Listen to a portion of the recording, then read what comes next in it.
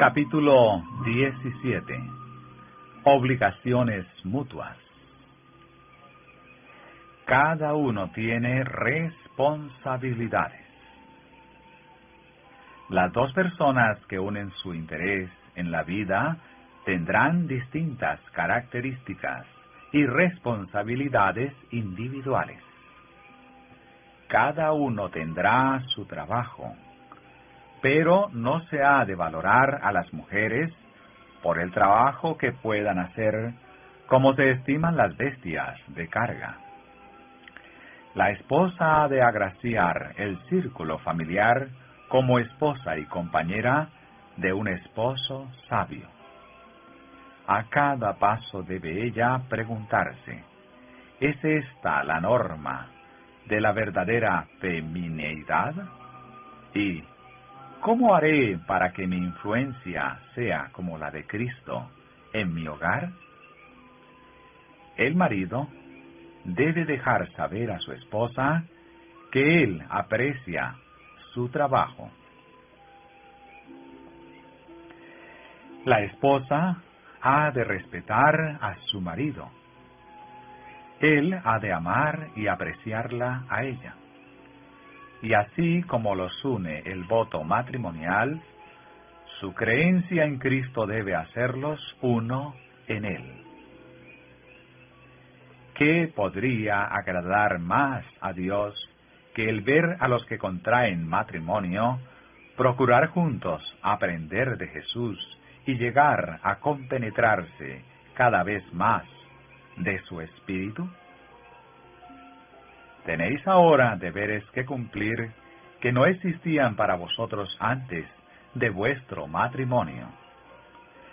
Vestíos pues como escogidos de Dios, santos y amados, de entrañas de misericordia, de benignidad, de humildad, de mansedumbre, de tolerancia.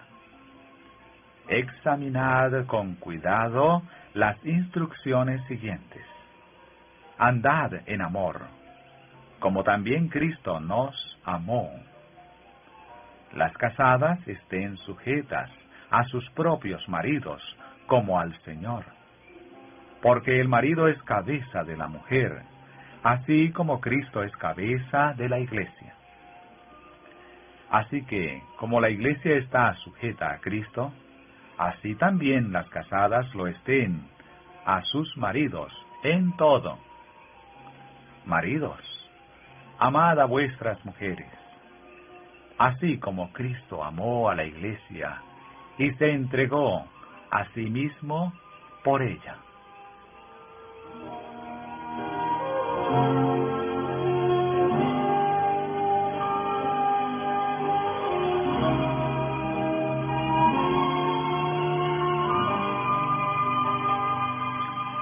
Instrucciones de Dios a Eva.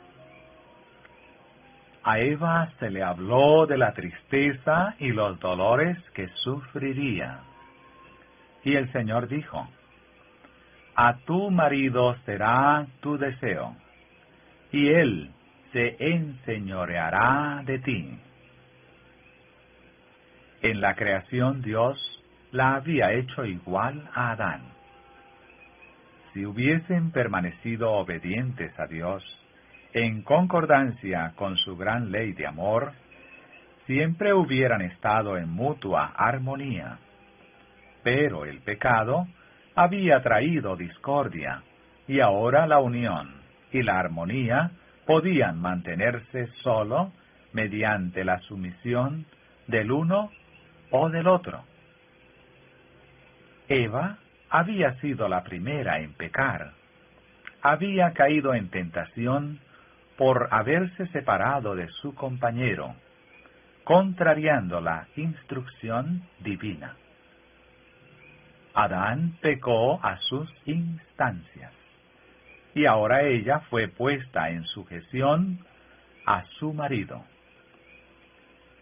Si los principios prescritos por la ley de Dios hubieran sido apreciados por la humanidad caída, esta sentencia, aunque era consecuencia del pecado, hubiera resultado en bendición para ellos.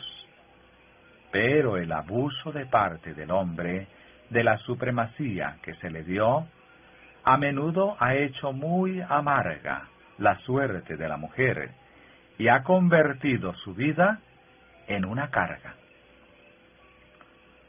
Junto a su esposo, Eva había sido perfectamente feliz en su hogar edénico. Pero, a semejanza de las inquietas Evas modernas, se lisonjeaba con ascender a una esfera superior a la que Dios le había designado. En su afán de subir más allá de su posición original, descendió a un nivel más bajo. Resultado similar alcanzarán las mujeres que no están dispuestas a cumplir alegremente los deberes de su vida de acuerdo al plan de Dios.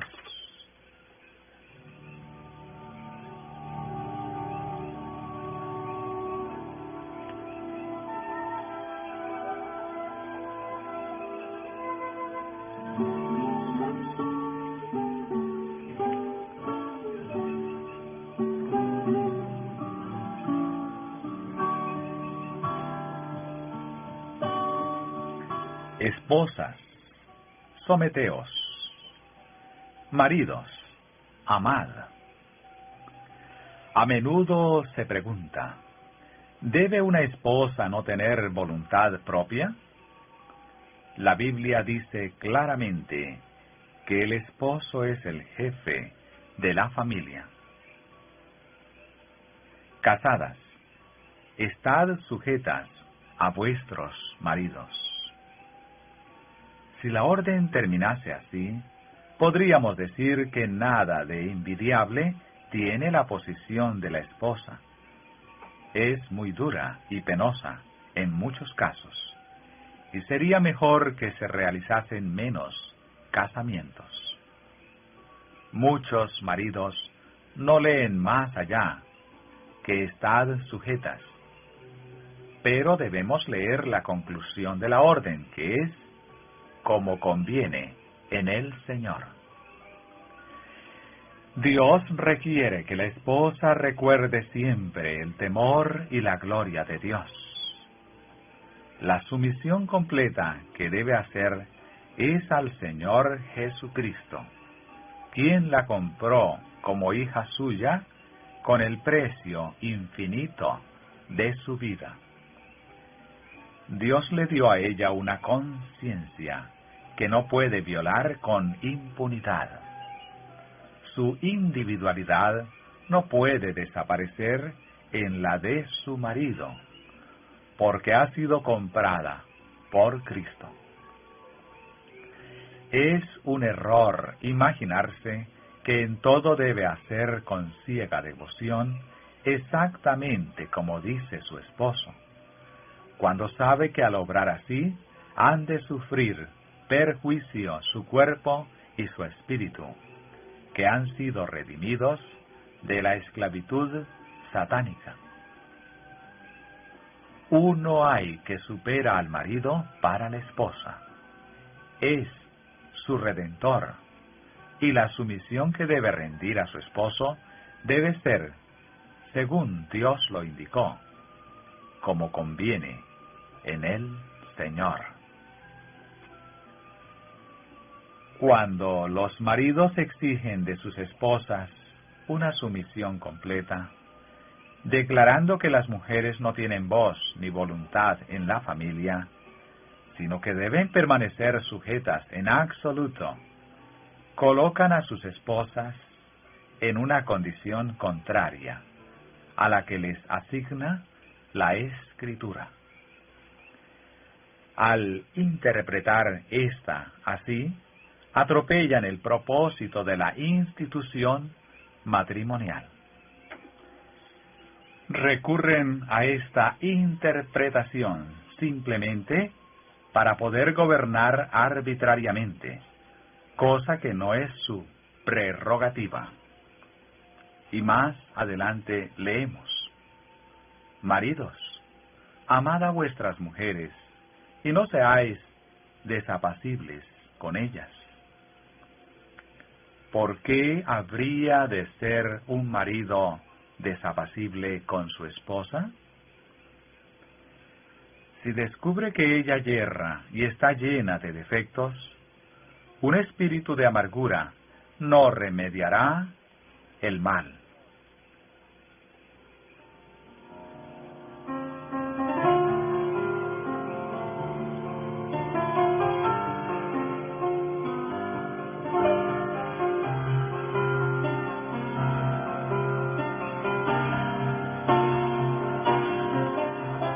Sujetas tan solo a esposos que se someten a Cristo. Muchos maridos en su trato con sus esposas no han representado correctamente al Señor Jesucristo en su relación con la Iglesia, porque no andan en el camino del Señor. Declaran que sus esposas han de someterse en todo a ellos. Pero no era designio de Dios que el marido ejerciese dominio como jefe de la casa cuando él mismo no se somete a Cristo. Debe estar bajo el gobierno de Cristo para representar la relación de éste con la Iglesia. Si es tosco, rudo, turbulento, egoísta, duro e intolerante, no diga nunca que el marido es cabeza de la esposa y que ella debe sometérsele en todo, porque él no es el Señor. No es el marido en el verdadero significado del término. Los maridos deben estudiar el modelo y procurar saber lo que significa el símbolo presentado en la epístola a los Efesios, la relación que sostiene Cristo con su Iglesia. En su familia, el esposo ha de ser como el Salvador. Se destacará él en la noble virilidad que Dios le dio y procurará siempre elevar a su esposa y a sus hijos.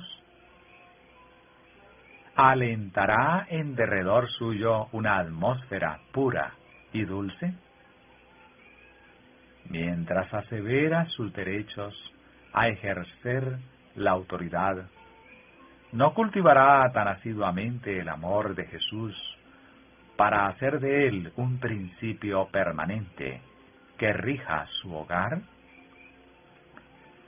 Procure cada esposo y padre comprender las palabras de Cristo, no en forma unilateral, espaciándose simplemente en la sujeción de la esposa a su marido, sino considerando, a la luz de la cruz del Calvario, su propia posición en el círculo de la familia. Maridos, amad a vuestras mujeres, así como Cristo amó a la Iglesia, y se entregó a sí mismo por ella, para santificarla, limpiándola en el lavacro del agua por la palabra. Jesús se dio a sí mismo para morir en la cruz, a fin de poder limpiarnos y guardarnos de todo pecado y contaminación por la influencia del Espíritu Santo.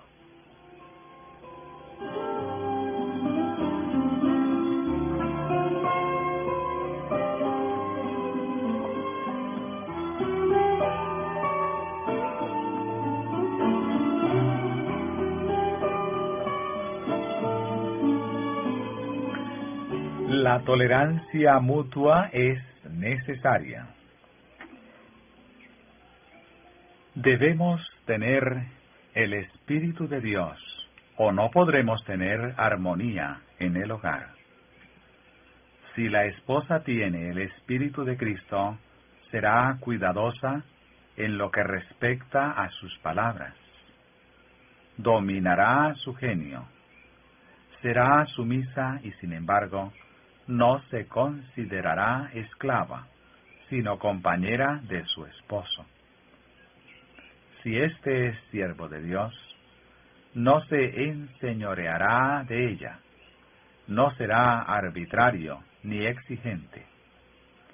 No podemos estimar en demasía los afectos del hogar, porque si el Espíritu del Señor mora allí, el hogar es un símbolo del cielo. Si uno yerra, el otro ejercerá tolerancia cristiana y no se retraerá con frialdad. Ni el marido ni la mujer deben pensar en ejercer gobierno arbitrario uno sobre otro. No intentéis imponer vuestros deseos uno a otro. No podéis hacer esto y conservar el amor mutuo. Sed bondadosos, pacientes, indulgentes, considerados y corteses. Mediante la gracia de Dios podéis haceros felices el uno al otro, tal como lo prometisteis al casaros.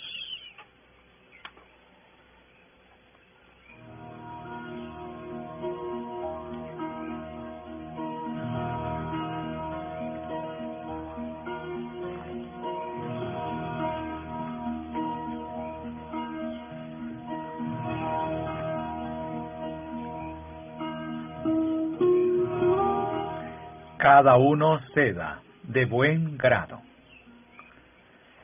A veces en la vida matrimonial, hombres y mujeres obran como niños indisciplinados y perversos. El marido quiere salir con la suya y ella quiere que se haga su voluntad, y ni uno ni otro quieren ceder. Una situación tal no puede sino producir la mayor desdicha. Ambos debieran estar dispuestos a renunciar a su voluntad u opinión. No pueden ser felices mientras ambos persisten en obrar como les agrade. A menos que hombres y mujeres hayan aprendido de Cristo a ser mansos y humildes, revelarán el espíritu impulsivo e irracional que tan a menudo se ve en los niños. Los fuertes e indisciplinados procurarán gobernar.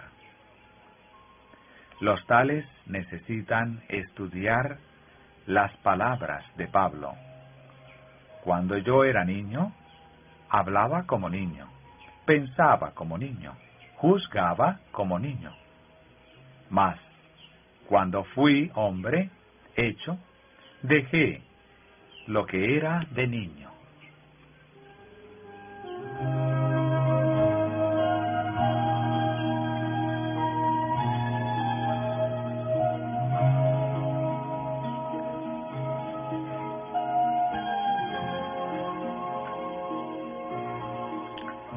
Arreglo de dificultades en la familia. Si ambos esposos no sometieron su corazón a Dios, es asunto difícil arreglar las dificultades familiares, aun cuando ellos procuren hacerlo con justicia en lo que respecta a sus diversos deberes. ¿Cómo pueden los esposos dividir los intereses de su vida hogareña y seguir manifestándose amante, confianza? Debieran tener un interés unido en todo lo que concierne al hogar, y si la esposa es cristiana, aunará su interés con el de su esposo como compañero suyo. Porque el marido debe ocupar el lugar de jefe de la familia.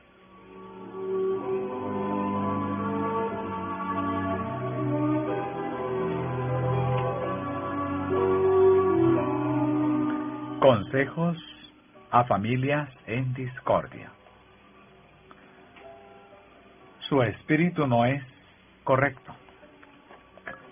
Cuando usted decide algo, no pesa bien el asunto, ni considera lo que será el efecto si se aferra a sus opiniones y en forma independiente las entreteje con sus oraciones y su conversación, cuando sabe que su esposa no opina como usted. En vez de respetar los sentimientos de su esposa y evitar cuidadosamente, como caballero, los temas acerca de los cuales ustedes difieren, ha insistido en espaciarse en los puntos dudosos y en expresar sus opiniones sin consideración para quienes le rodeaban. Le ha parecido que los demás no tenían derecho a no ver las cosas como usted. El árbol cristiano no produce tales frutos. Hermano mío, hermana mía, abrid la puerta del corazón para recibir a Jesús. Invitadle a entrar en el templo del alma. Ayudaos mutuamente a vencer los obstáculos que se encuentran en la vida matrimonial de todos. Arrostraréis un fiero combate para vencer a vuestro adversario el diablo, y si queréis que Dios os ayude en la batalla, debéis estar unidos en la decisión de vencer y de mantener los labios sellados para no decir mal alguno, aun cuando hayáis de caer de rodillas y clamar: Señor, reprime al adversario de mi alma.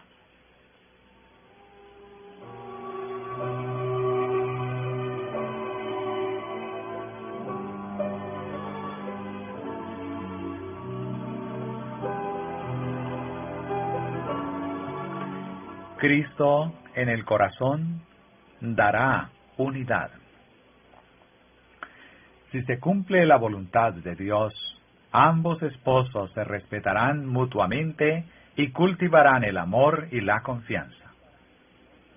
Cualquier cosa que habría de destruir la paz y la unidad de la familia debe reprimirse con firmeza y debe fomentarse la bondad y el amor. El que manifieste un espíritu de ternura, tolerancia y cariño, notará que se le recíproca con el mismo espíritu.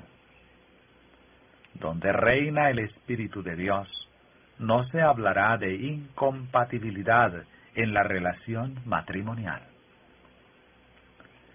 Si de veras se forma en nosotros Cristo, esperanza de gloria, habrá unión y amor en el hogar.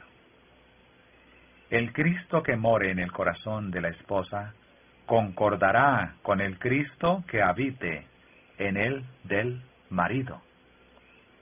Se esforzarán juntos por llegar a las mansiones que Cristo fue a preparar para los que le aman.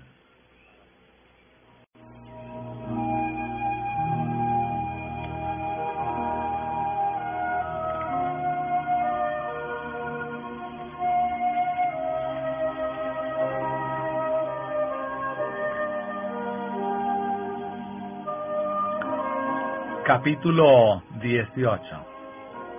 Deberes y privilegios conyugales. Jesús no impuso el celibato. Los que consideran la relación matrimonial como uno de los ritos sagrados de Dios, protegidos por su santo precepto, serán gobernados por los dictados de la razón. Jesús no impuso el celibato a clase alguna de hombres. No vino para destruir la relación sagrada del matrimonio, sino para exaltarla y devolverle su santidad original. Mira con agrado la relación familiar donde predomina el amor sagrado y abnegado.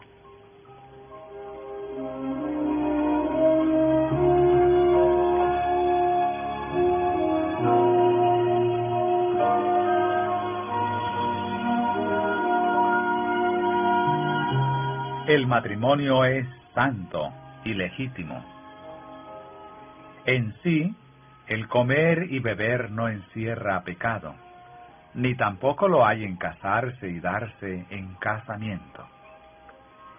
Era lícito casarse en tiempo de Noé, y lo es también ahora, si lo lícito se trata debidamente y no se lleva al exceso pecaminoso. Pero en días de Noé los hombres se casaban sin consultar a Dios, ni procurar su dirección y consejo. El hecho de que todas las relaciones de la vida son de índole transitoria debe ejercer una influencia modificadora sobre todo lo que hacemos y decimos. En tiempos de Noé, lo que hacía pecaminoso el casamiento delante de Dios era el amor desordenado y excesivo, por lo que en sí era lícito, cuando se hacía el debido uso de ello. Son muchos en esta época del mundo los que pierden su alma al dejarse absorber por los pensamientos referentes al casamiento y a la relación matrimonial. La relación matrimonial es santa, pero en esta época degenerada cubre toda clase de vileza. Se abusa de ella, y esto ha llegado a ser un crimen, que constituye ahora una de las señales de los postreros días, así como los matrimonios, según se realizaban antes del diluvio, eran entonces un crimen. Cuando se comprendan la naturaleza sagrada y los requisitos del matrimonio, éste resultará a una hora aprobado por el cielo y acarreará felicidad a ambas partes, y Dios será glorificado.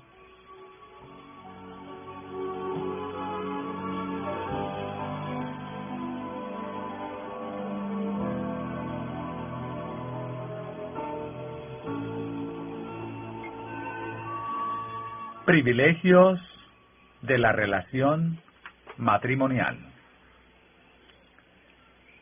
Los que profesan ser cristianos deben considerar debidamente el resultado de todo privilegio de la relación matrimonial, y los principios santificados deben ser la base de toda acción. En muchos casos, los padres han abusado de sus privilegios matrimoniales y al ceder a sus pasiones animales, las han fortalecido.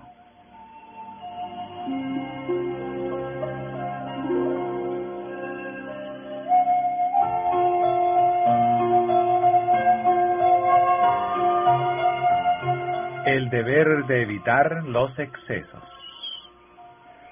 Llevar a los excesos lo legítimo constituye un grave pecado. Muchos padres no obtienen el conocimiento que debieran tener en la vida matrimonial. No se cuidan de manera que Satanás no les saque ventaja, ni domine su mente y su vida. ¿No ven que Dios requiere de ellos que se guarden de todo exceso en su vida matrimonial? Pero muy pocos consideran que es un deber religioso gobernar sus pasiones. Se han unido en matrimonio con el objeto de su elección, y por lo tanto razonan que el matrimonio santifica la satisfacción de las pasiones más bajas. Aún hombres y mujeres que profesan piedad dan rienda suelta a sus pasiones concupiscentes y no piensan que Dios los tiene por responsables del desgaste de la energía vital que debilita su resistencia y enerva todo el organismo.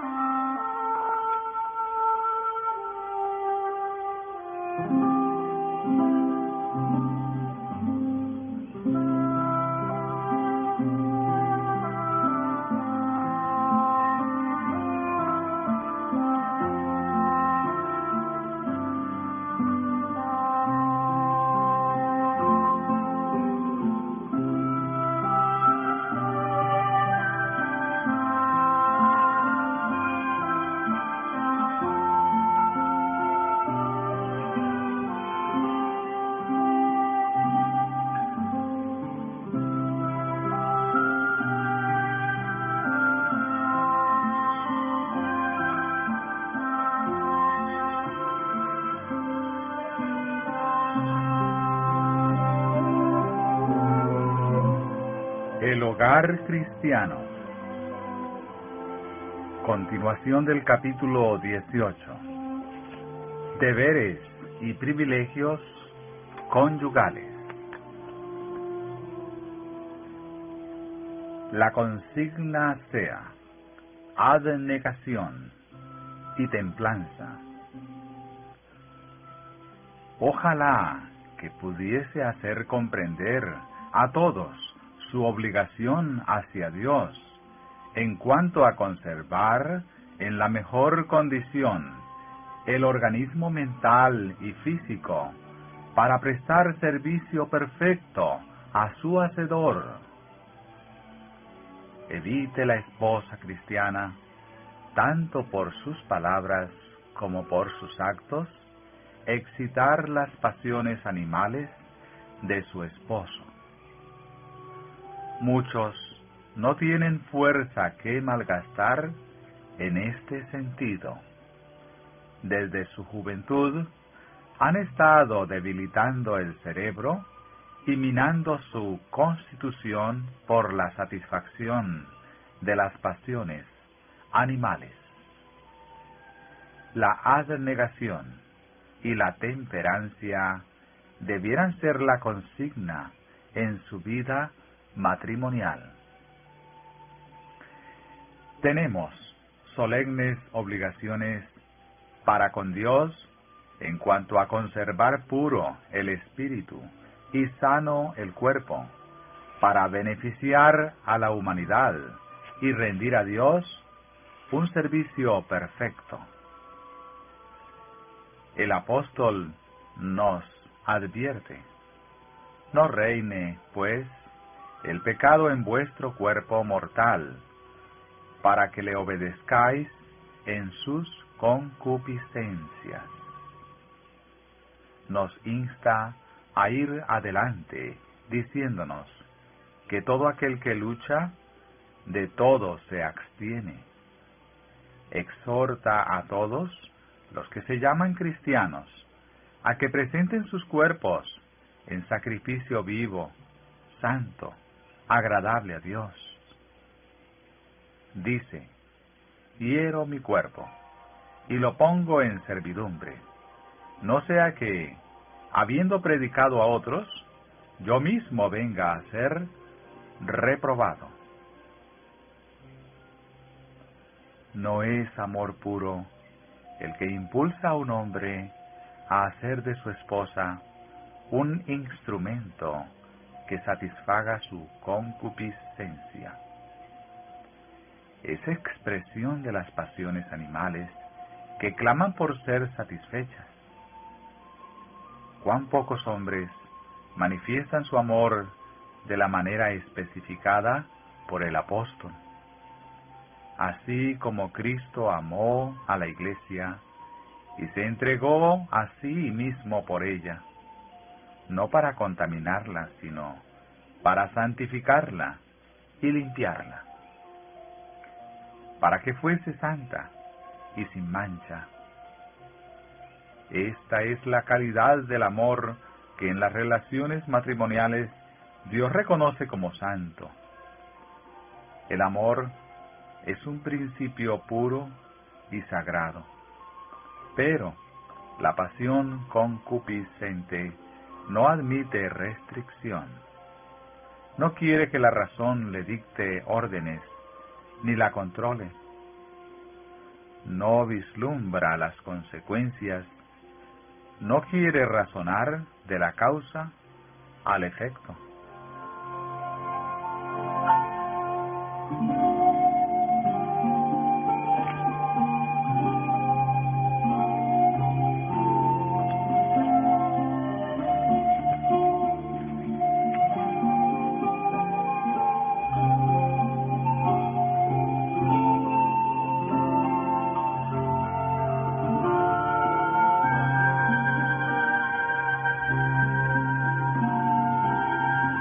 ¿Por qué procura Satanás debilitar nuestro dominio propio? Satanás procura rebajar la norma de pureza y debilitar el dominio propio de los que contraen matrimonio, porque sabe que mientras las pasiones más bajas se intensifican, las facultades morales se debilitan, y no necesita él preocuparse por el crecimiento espiritual de ellos. Sabe también que de ningún otro modo puede él estampar su propia imagen odiosa en la posteridad de ellos, y que le resulta así aún más fácil amoldar el carácter de los hijos que el de los padres.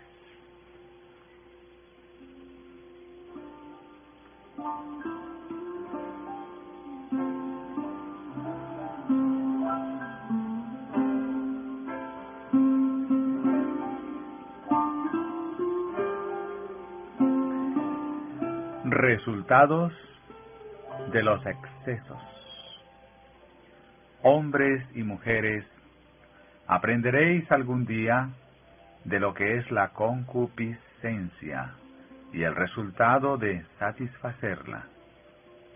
¿Puede hallarse en las relaciones matrimoniales una pasión de clase tan baja como fuera de ellas? ¿Cuál es el resultado de dar rienda suelta a las pasiones inferiores? La cámara, donde debieran presidir ángeles de Dios, es mancillada por prácticas pecaminosas. Y porque impera una vergonzosa animalidad, los cuerpos se corrompen. Las prácticas repugnantes provocan enfermedades repugnantes. Se hace una maldición de lo que Dios dio como bendición. Los excesos sexuales destruirán ciertamente el amor por los ejercicios devocionales. Privarán al cerebro de la sustancia necesaria para nutrir el organismo y agotarán efectivamente la vitalidad. Ninguna mujer puede ayudar a su esposo en esta obra de destrucción propia. No lo hará si ha sido iluminada al respecto y ama la verdad. Cuanto más se satisfacen las pasiones animales, tanto más fuertes se vuelven y violentos serán los deseos de complacerlas. Comprendan su deber los hombres y mujeres que temen a Dios. Muchos cristianos profesos sufren de parálisis de los nervios y del cerebro debido a su intemperancia en este sentido.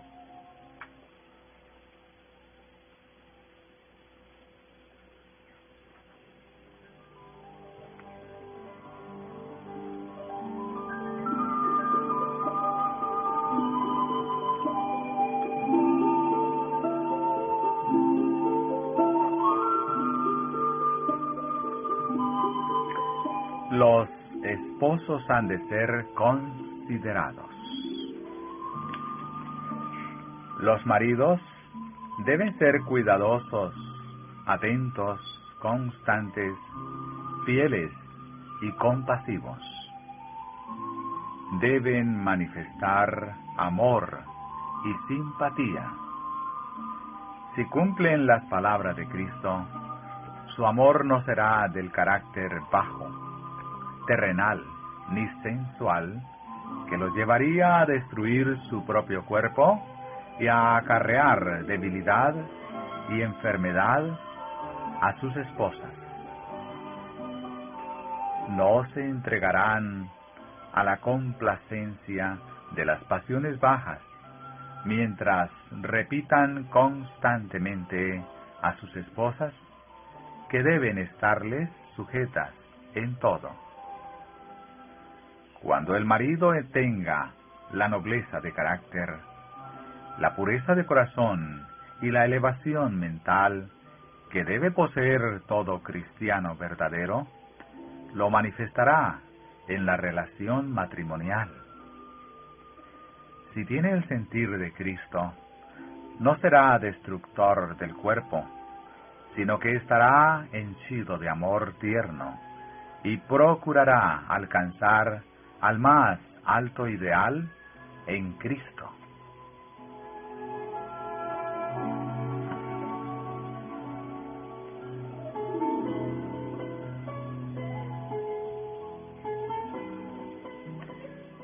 Cuando se empieza a dudar, ningún hombre puede amar de veras a su esposa cuando ella se somete pacientemente a ser su esclava para satisfacer sus pasiones depravadas. En su sumisión pasiva, ella pierde el valor que una vez él le atribuyó. La ve envilecida y rebajada, y pronto sospecha que se sometería con igual humildad a ser degradada por otro que no sea él mismo. Duda de su constancia y pureza. Se cansa de ella y busca nuevos objetos que despierten e intensifiquen sus pasiones infernales. No tiene consideración con la ley de Dios. Estos hombres son peores que los brutos. Son demonios con forma humana. No conocen los privilegios elevadores y ennoblecedores del amor verdadero y santificado. La esposa también llega a sentir celos del esposo y sospecha que, si tuviese oportunidad, dirigiría sus atenciones a otra persona con tanta facilidad como a ella. Ella ve que no se rige por la conciencia ni el temor de Dios. Todas estas barreras santificadas son derribadas por las pasiones concupiscentes. Todas las cualidades del esposo que le asemejarían a Dios son sujetas a la concupiscencia brutal y vil.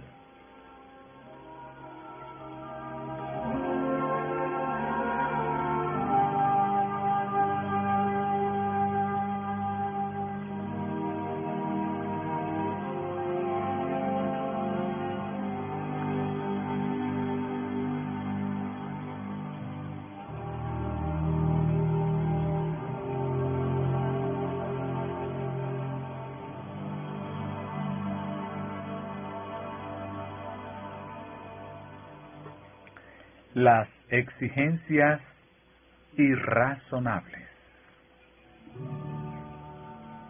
La cuestión que se ha de decidir es esta. ¿Debe la esposa sentirse obligada a ceder implícitamente a las exigencias del esposo cuando ve que sólo las pasiones bajas lo dominan y cuando su propio juicio y razón la convencen de que al hacerlo perjudica a su propio cuerpo, que Dios le ha ordenado poseer en santificación y honra y conservar como sacrificio vivo para Dios? ¿No es un amor puro y santo lo que induce a la esposa a satisfacer las propensiones animales de su esposo, a costa de su salud y de su vida? Si ella posee verdadero amor y sabiduría, procurará distraer su mente de la satisfacción de las pasiones concupiscentes hacia temas elevados y espirituales, espaciándose en asuntos espirituales interesantes.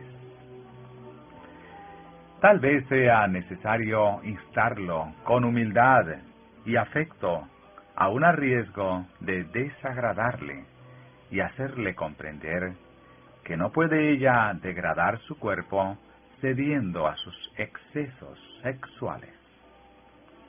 Ella debe, con ternura y bondad, recordarle que Dios tiene los primeros y más altos derechos sobre todo su ser, y que no puede despreciar esos derechos, porque tendrá que dar cuenta de ellos en el gran día de Dios. Si ella elevara sus afectos y en santificación y honra conservara su dignidad femenina refinada, podría la mujer hacer mucho para santificar a su esposo por medio de su influencia juiciosa y así cumplir su alta misión. Con ello puede salvarse a sí misma y a su esposo y cumplir así una doble obra. En este asunto tan delicado y difícil de tratar, se necesita mucha sabiduría y paciencia, como también valor moral y fortaleza. Puede hallarse fuerza y gracia en la oración. El amor sincero ha de ser el principio que rija el corazón. El amor hacia Dios y hacia el esposo deben ser los únicos motivos que rijan la conducta. Cuando la esposa entrega su cuerpo y su mente al dominio de su esposo y se somete pasiva y totalmente a su voluntad en todo, sacrificando su conciencia, su dignidad y aún su identidad, pierde la oportunidad de ejercer la poderosa y benéfica influencia que debiera poseer para elevar a su esposo. Podría suavizar su carácter severo y podría ejercer su influencia santificadora de tal modo que lo refinase y purificase, induciéndole a luchar fervorosamente para gobernar sus pasiones, a ser más espiritual, a fin de que puedan participar juntos de la naturaleza divina, habiendo escapado de la corrupción que impera en el mundo por la concupiscencia.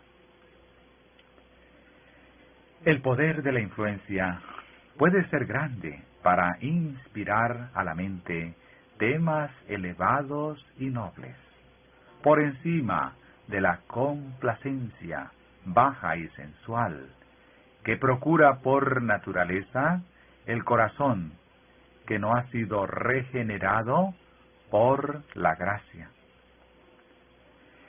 Si la esposa considera que, a fin de agradar a su esposo, debe rebajar sus normas, cuando la pasión animal es la base principal del amor de él y controla sus acciones, desagrada a Dios, porque deja de ejercer una influencia santificadora sobre su esposo. Si le parece que debe someterse a sus pasiones animales sin una palabra de protesta, no comprende su deber con él ni con Dios.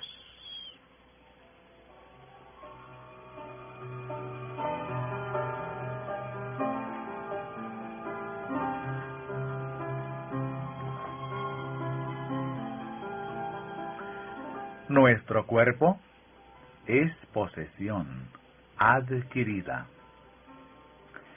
Las pasiones inferiores tienen su sede en el cuerpo y obran por su medio.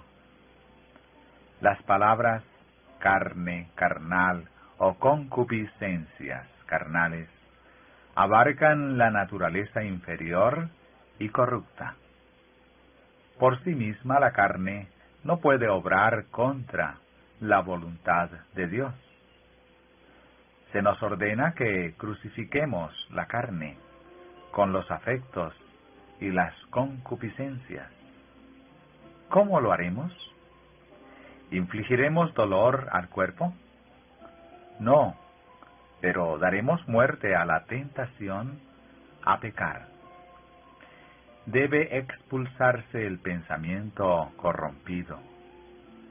Todo intento debe someterse al cautiverio de Jesucristo. Todas las propensiones animales deben sujetarse a las facultades superiores del alma. El amor de Dios debe reinar supremo. Cristo debe ocupar un trono indiviso. Nuestros cuerpos deben ser considerados como su posesión adquirida. Los miembros del cuerpo han de llegar a ser los instrumentos de la justicia.